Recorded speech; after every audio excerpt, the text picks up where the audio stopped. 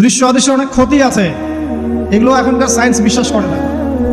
আর science বিশ্বাস করে না বলে যে আমরা বিশ্বাস করবো না এমনটাও নয়, ঠিক আছে? নবী সাল্লাল্লাহু আলাইহি ওয়াসাল্লাম বলেছেন, রাতের বেলা তোমরা বাচ্চাদেরকে সন্ধ্যাবেলা ছেড়ে দিও না, সন্ধ্যাবেলা বাচ্চাদেরকে ছেড়ে দিও না, আগে ভালো করে সন্ধ্যাটা হয়ে যাক, যদি ছাড়তে হয় তারপর ছেড়ো। তারপর রাতের রাত যখন গভীর হবে তখন তোমরা এলো পথালি ঘোরাফেরা করো না, রাস্তাঘাটে বনে জঙ্গলে ঘোরাফেরা করো না।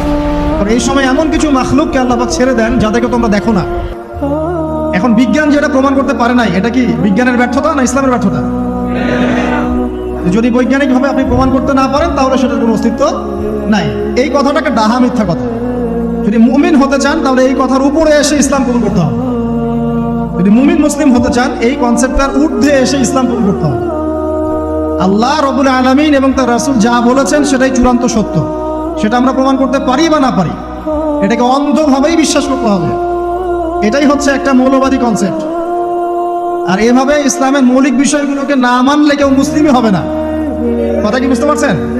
আচ্ছা, তিনি বলছেন রাতের বেলা এমন কিছু মাখলুক বের হয় যাদেরকে তোমরা দেখো না। দুষ্ট জিন বের হয়। কি বের হয়? জিন জাতি নাই পৃথিবীতে? আল্লাহ পাক সূরা জিন নামে একটা গোটা সূরা নাজিল করেছেন, করেন নাই? হাফেজ আছেন এখানে মানুষ? কুলু হিয়া ইলাইয়া আন্নাহু ইসতামা নাফারুম মিনাল জিন্নি ওয়া ক্বালু ইন্না সামি'না কুরআনান আজাবা। জিনদের একটা দল কোরআন শুনে বলেছিল যে আমরা অদ্ভুত আজব একটা কোরআন শুনেছি। তারপর তারা গিয়ে তাদের কওমের কাছে ইসলামের দাওয়াত দেয়, ওই কওম ইসলাম কবুল করে। এটা নবী সাল্লাল্লাহু আলাইহি ওয়াসাল্লামের জীবনের সেই সময়কার ঘটনা, যখন নবীজি তায়েফ থেকে ফিরে আসছেন, তায়েফবাসী তাকে অত্যাচার করলো, তিনি নাখলা উপত্যকায় এসে নামাজ পড়ছেন, ওই নামাজের কেরাত শুনে জিনরা ইসলাম কবুল করেছে। সূরা জিনে আল্লাহ পাক এই কথা নাজিল করেছেন। তো আল্লাহ পাক যে বলছেন জিন জাতি আছে, আল্লাহ কি মিথ্যা কথা বলছেন? নাকি নাসা যখন বলে এলিয়েন আছে তখন ওইটা সত্য, আর আল্লাহ বলছেন জিন জাতি আছে এটা মিথ্যা? তা আমাদেরকে আবার নতুন করে মুসলমান হওয়া লাগবে এখন না? আমাদের কনসেপ্ট চেঞ্জ হয়ে গেছে। আবার দেখেন আল্লাহ পাক বলছেন সূরা জারিয়াতের 56 নম্বর আয়াতে, ওয়ামা খালাকতুল জিন্না ওয়াল ইনসা ইল্লা লিয়াবুদুন, আমি জিন আর মানুষকে শুধু আমার ইবাদত করার জন্যই সৃষ্টি করেছে। তাহলে দুটো জাতি পাওয়া গেল, জিন এবং মানুষ। জিন কিসের তৈরি? আগুনের তৈরি। মানুষ কিসের তৈরি? কাদামাটি। ফেরেশতা কিসের তৈরি? নূরের তৈরি। তো এই যে সৃষ্টির বৈচিত্র্য, এটা কার সৃষ্টি? সেই আল্লাহ পাকের জ্ঞান সবচেয়ে বেশি না আমার জ্ঞান সবচেয়ে বেশি? সেই আল্লাহর পক্ষ থেকে যখন কোরআন এবং হাদিস নাজিল হবে তা আমি অন্ধভাবে মানবো না? নাকি আমি আল্লাহকে চ্যালেঞ্জ করবো ইবলিসের মতো? ইবলিস আল্লাহকে চ্যালেঞ্জ করছে না, খালাকতানি মিন নার ওয়া খালাকতাহু মিন তিন, আমি কেন আদমকে সিজদা করতে যাব? আমি কেন আদমকে সিজদা করতে যাব? আপনি আদমকে সৃষ্টি করেছেন মাটি দিয়ে, আমাকে সৃষ্টি করেছেন আগুন দিয়ে, তাহলে আমি আদমের চাইতে সুপিরিয়র, আমি আদমের চাইতে সেরা, তা আমি কেন ওকে সিজদা করতে যাব? ইবলিস আল্লাহকে চ্যালেঞ্জ করলো না? এখন আমরা যারা আল্লাহকে চ্যালেঞ্জ করছি, এখন এই বিশ্বে যারা আল্লাহকে চ্যালেঞ্জ করছে, কোরআনকে চ্যালেঞ্জ করছে, হাদিসকে চ্যালেঞ্জ করছে, এরা কি আল্লাহর অনুগত বান্দা না ইবলিসের এজেন্ট? এরা এই চ্যালেঞ্জিং ফিলোসফিটা পেল কোথা থেকে? ওই ইবলিস থেকে।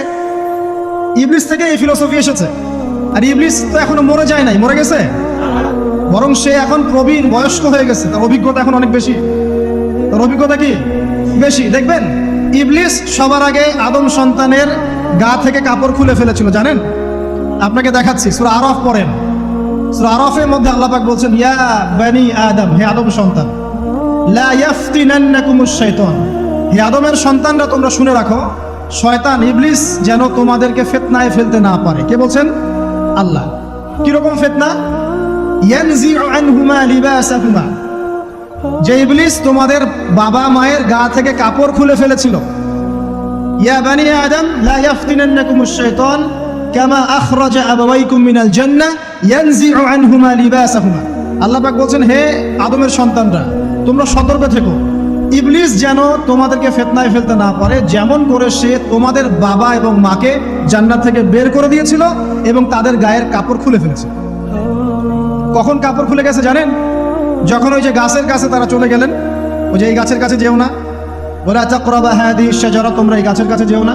যখনই তারা গাছের কাছে গেলেন, ফল খেলেন, সাথে সাথে গায়ের কাপড় খুলে পড়ে গেছে। এর আগ পর্যন্ত দুজন জানতেন না কার লজ্জাস্থান কেমন। এই ঘটনার পর একে অপরের লজ্জাস্থান উন্মুক্ত হয়ে যায়। তারপর তারা জান্নাতের পাতাগুলো ছিঁড়ে ছিঁড়ে লজ্জাস্থান ঢাকতে লাগলেন। তাহলে ইবলিস আমাদের পিতামাতাকে প্রতারিত করে ধোকায় ফেলে গা থেকে কাপড় খুলে ফেলেছে না? কথা কি বুঝতে পারছেন? এটাই আল্লাহ পাক বলছেন, তোমাদের কাপড় যেন তারা খুলতে না পারে। তোমাদেরকে যেন হে আদম সন্তান ইবলিস ফিতনায় ফেলতে না পারে। তাহলে এখন আপনি বলেন, এই বিংশ শতাব্দীতে এসে, একবিংশ শতাব্দীতে এসে যারা মুসলিমদের গা থেকে কাপড় খুলে ফেলতে চায়, এরা কার এজেন্ট? এরা কার এজেন্ডা বাস্তবায়ন করছে? প্রমাণ হিসেবে কি আমি নিজের মন করা কথা বললাম, না কোরআন থেকে দলিল দিলাম? কোন সূরা? সূরা আরাফ এর প্রথম 3টা পৃষ্ঠা পড়েন, ডিটেইলস লেখা আছে। আর আল্লাহ পাক বলেছেন ওয়ালাকাদ ইয়াসসারনাল কুরআনা লিযিকরি ফাহাল মিন মুদ্দাকির। কোরআনকে আমি বোঝার জন্য একদম সহজ করেছি, যে কেউ কোরআন বুঝতে পারবে ইনশাআল্লাহ। খালি পড়ে দেখো, ফাহাল মিন মুদ্দাকির, কেউ কি আছো কোরআন উপলব্ধি করবে? তো কোরআন বুঝতে হবে স্বচ্ছ মন নিয়ে। বিরোধিতা করার মন নিয়ে যদি কোরআন বুঝতে যান তাহলে আপনি বিভ্রান্ত হয়ে যাবেন। স্বচ্ছ মন নিয়ে, একটা কলবুন সালিম নিয়ে, আত্মসমর্পণের নিয়াতে আপনাকে কোরআন বুঝতে হবে। দেখবেন আল্লাহ আপনাকে হেদায়েত দিবেন ইনশাআল্লাহ। আল্লাহ পাক আমরা সবাইকে কোরআন বোঝার তৌফিক দান করুন।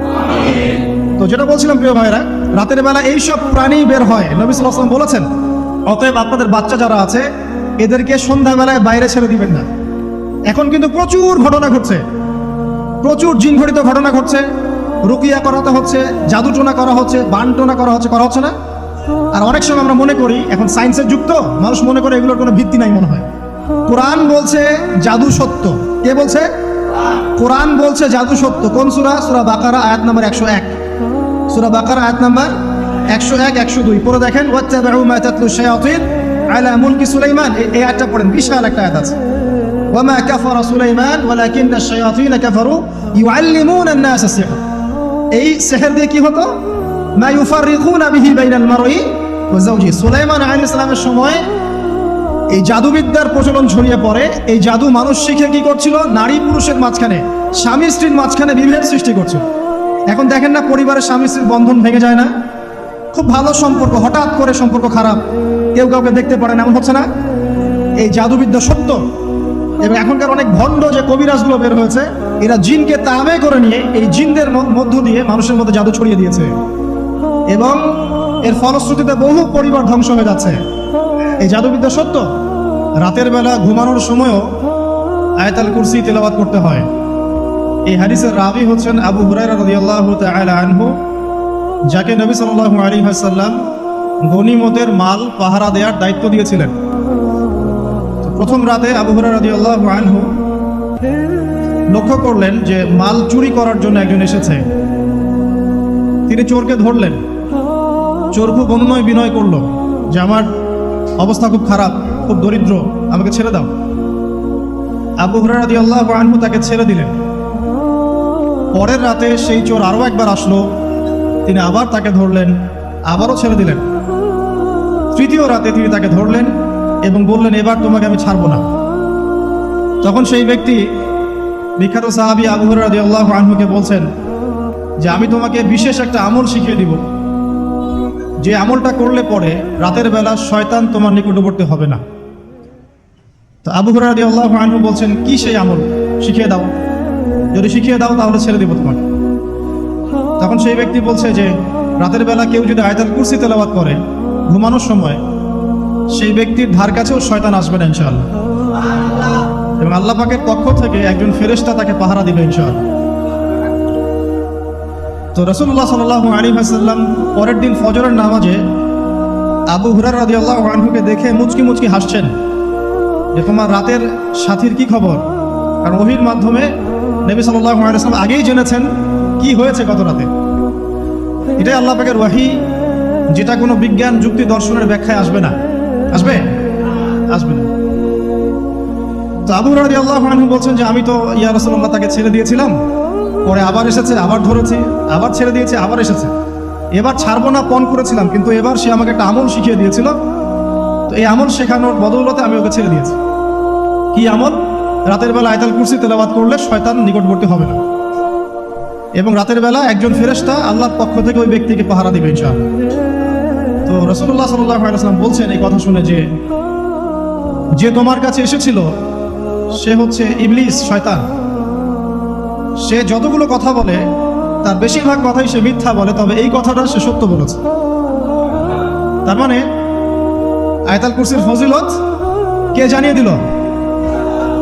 তাহলে জ্ঞান যদি সত্য হয়, জ্ঞানটা যদি সত্য হয়, মানে আল্লাহ এবং তার রাসূলের দলিল থাকে সেখানে, তো সেই সত্য জ্ঞানটা নেয়ার ব্যাপারে কোনো প্রতিবন্ধকতা থাকবে থাকবে না। যে কোনো ব্যক্তি এমন কোনো কথা বলুক যেটা কোরআন এবং সুন্নাহর সাথে মিলে গেছে, এই কথা নিতে কি কোনো আপত্তি আছে? নাই। আর যে কোনো ব্যক্তি যত বড় আলেম হোক আর স্কলার হোক আর বুদ্ধিজীবী হোক না কেন, তার কথা যদি কোরআন সুন্নাহর সাথে না মেলে সেই কথাকে আমরা গ্রহণ করব? এই সহজ কথাটা মেনে নিলে কিন্তু মুসলিমদের মাঝে কোনো ইখতিলাফ থাকে না। তারপরেও হয়তো কিছু মতপার্থক্য থাকবে, সেটা ইসলামের সৌন্দর্য, সেটা ইসলামের সৌন্দর্য। যেমন আপনি ফজরের আগে বেতরের নামাজ পড়ছেন, তাহাজ্জুদের নামাজ পড়ে বেতরের নামাজ পড়ছেন, তারপরে 2 রাকাত সুন্নত পড়ছেন, তারপরে ফরজ পড়ছেন, ঠিক আছে? এই আমলটা নবী সাল্লাল্লাহু আলাইহি ওয়াসাল্লাম কর্তৃক স্বীকৃত এবং সুন্নাহ। এখন কেউ যদি ঘুমানোর আগেই বেতের নামাজ পড়ে ফেলে, ঘুমানোর আগেই সে বেতের নামাজ পড়ে ফেলে, শেষ রাত্রে যদি নফল নামাজ পড়ার সুযোগ হয় পড়লো, পড়ে সুন্নত পড়ে ফজরের 2 রাকাত ফরজ পড়লো, তার আমল কি বাতিল? তো বেতরের নামাজ ঘুমানোর আগে পড়লেও চলে, শেষ রাত্রে পড়লেও চলে। ইসলামের একটা সৌন্দর্য না? সৌন্দর্য। মনে করেন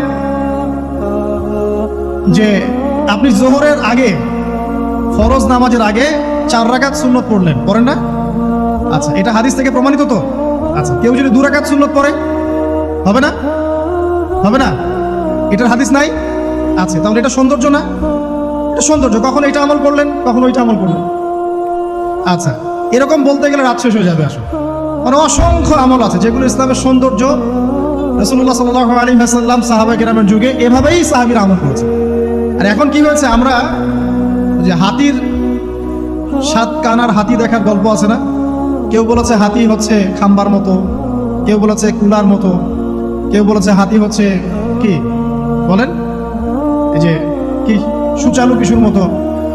আসলে পুরো হাতি সম্পর্কে এদের কারোই ধারণা ছিল না।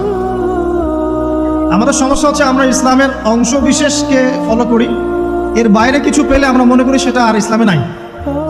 তাই হয় না?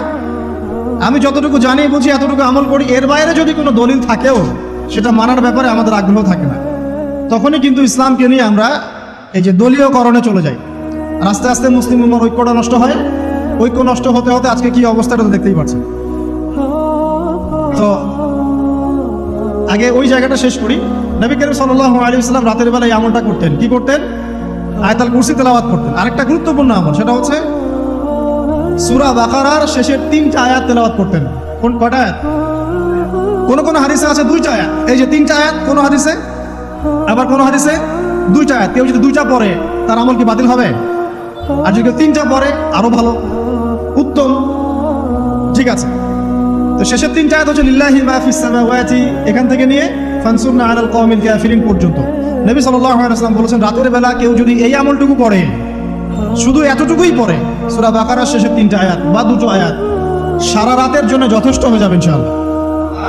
মানে সারা রাত নফল পড়লে যে নেকি হইতো, আপনার এই আমলটা করলে সে নেকি হয়ে যাবে ইনশাআল্লাহ।